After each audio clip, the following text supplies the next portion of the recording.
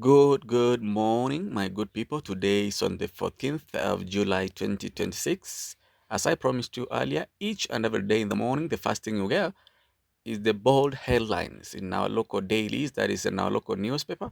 And today, as always, we want to start with the standard newspaper. And by the way, before I go into it, I beg for your subscription. Make sure you subscribe and you leave a comment so that at least in the morning, before anything else, you know what's happening and what was featured in our daily locos. Let's begin with the standard. And the Standard newspaper, as you can see there, I've displayed all the papers there. The Standard newspaper, they're talking about the irony. What is the government doing behind it? The irony, yani inaonyesha picha tofauti, wakifanya picha tofauti, wakifanya kitu tofauti. And we know the president just does that always and each and every day.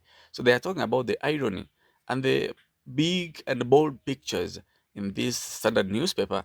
There are three. That is, they're talking about internal security. That's what they are talking about. They're saying jokers. They sent Kenya's finest officers to tame Haiti gangs. Yet back home, murderers are rising, civilians live in fear, and the president's own security has become a subject of ridicule. Meanwhile, Interior CS Kipchumba Murkomen plays politics. PS Raymond Omollo names the services whenever goons are discussed. And the Inspector General of Police, Douglas Kanja, presides over in confusion.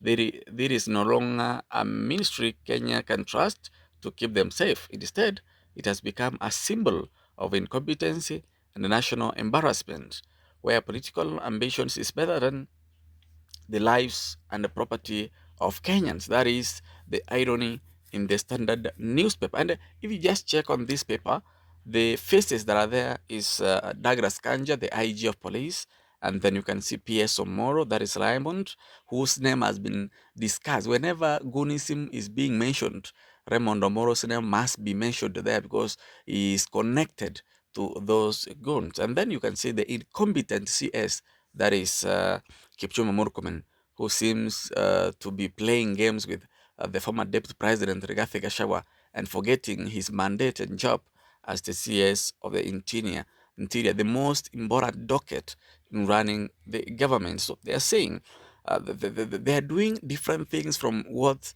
the job needs.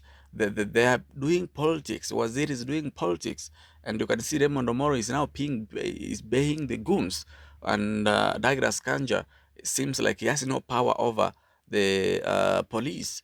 It's like someone else is doing it on behalf of Douglas Kanja. That is what the Gazette is talking about. That is the Standard newspaper. Actually, this Gazette, the government fears it because it's very bold. It just say it is at ease. It says it as it is.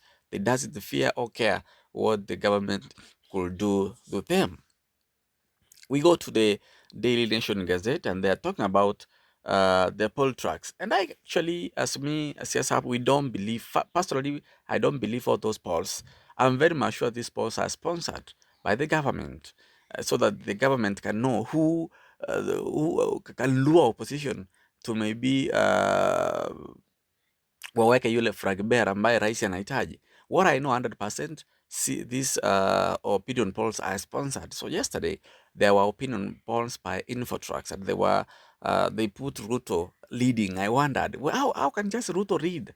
Ruto can never lead. Sai Kenya watu washaamua. So I'm wondering which polls they did when Ruto is leading. Where did they do that polls? In Rift Valley maybe only, ama ndio sijui. But they're saying no clear winner. They're saying if there will be outright winner if a presidential election were held today, a runoff vote is likely, a new poll shows. But I don't like all these polls.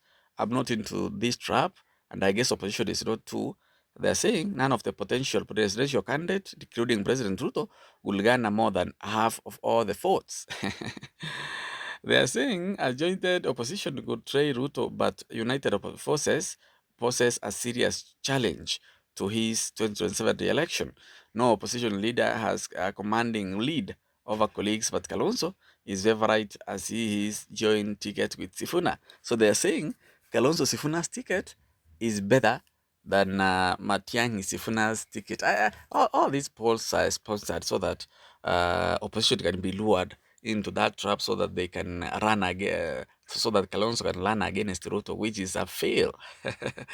So the other side, you can see State House race. You can see Ruto 32%, Kalonzo 13, Edwin Sifuna 12, Matiang'i 12, Rigathi Gachagua 4, Babu Wino 3, David Maraga 2, and then Martha Karua, that is 1%. And the other side, presidential flag bearers, you can see Kalonzo Musyoka at 27, you can see Matiang'i 26, Sifuna 19, Rigathi Gachagua 9, you can see Maraga 3, Martha 2, George Latembea 1, and you can see what George Omollo at 1.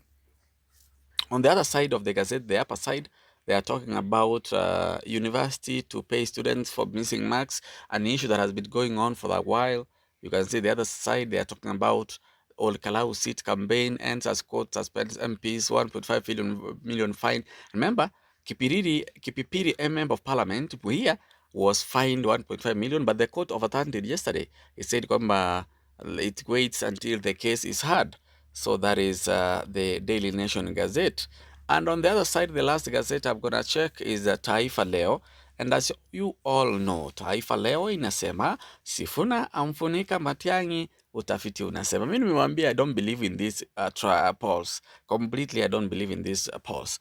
If you see down there, you can see Edwin Sifuna and Kalonzo Matiang'i ticket, you got 23%. And if you see there, you can see 16 percent, that is Matiang'i Kalonzo.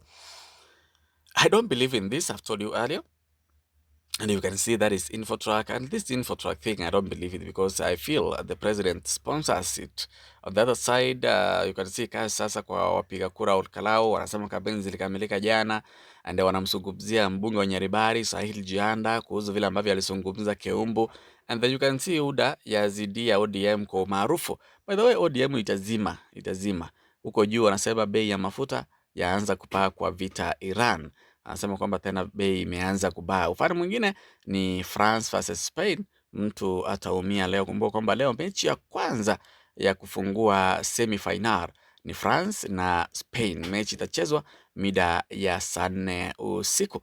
Nadhani kwamba ni baadhi ya taarifa ambazo zilikuwa zimepewa kipaumbele katika gazeti zetu za siku ya leo. Consider subscription as we continue to grow as a huge and big family. Thank you. Have a good day.